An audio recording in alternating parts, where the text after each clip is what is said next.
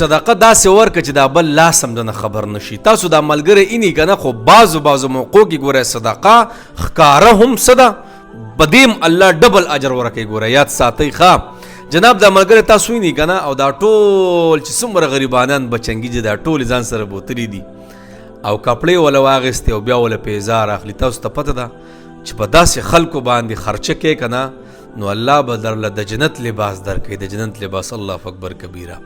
هغه روپۍ که نه چې په ځان یې لګې د هغې یو اجر دی، خو چې کله دا روپۍ غریبانانو ته شي که نه، الله اکبر کبیره، نو دې کې بیا داسې برکت راځي. الله الله الله چې دغه انسان مال نه د سره نه کمیږي. ښه تاسو د ملګري د صدقې نه ماشاءالله چې د دنیا ماشومان یې راوستي دي او د دکان ته دنده کړي دي ماشاءالله، او بیا وله پیزاره، نو داسې صدقو ته زه پسخېږم.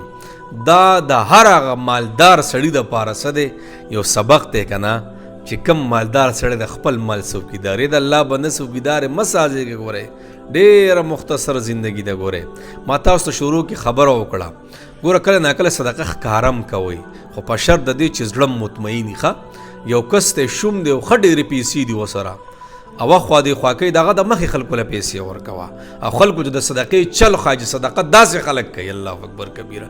دې خلکو ته هم ښایي خو چې زړه دې مطمئن وي. ګورئ ښه بهتره څه ده چې په پټه وشي، او که بیا داسې امکان نو داسې بهتره ده، خو چې زړه دې مطمئن وي. نو جناب دې ملګري دې صدقې دې زه ډېر خفه کېږم داسې ماشاءالله پسخېږم ورته. په خبره پوه شوې جناب؟ دا عملونه چې ما ورته یو بل په دې خبرو کې یو بل ته پسخېږو، دا نه چې ګاډي بیلنس دی او بنګلي دی او پلان دی او ډینګ دی. تاسو ته پته ده په کم مال کې چې د غریبانانو حصې که نه، نو فرشتې وایي ای الله د دې انسان دا مال چرته هم کم مه کړي، ځکه په دې مال کې د غریبانانو حصه ده. نو جناب خپل مال کو زیاتول غواړئ، نو د دې غریبانانو مرسته پکې کوئ. کو د فرشتو دعا ځان ته راړول غواړئ، نو په دې غریبانانو باندې څه کوئ؟ صدقه کوئ.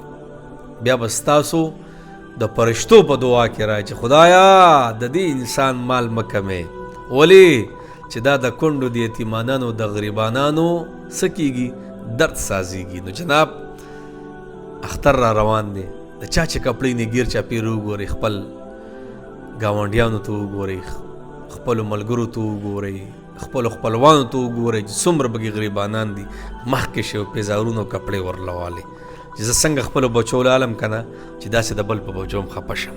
الله اکبر کبیره. دا انسانیت دی بس.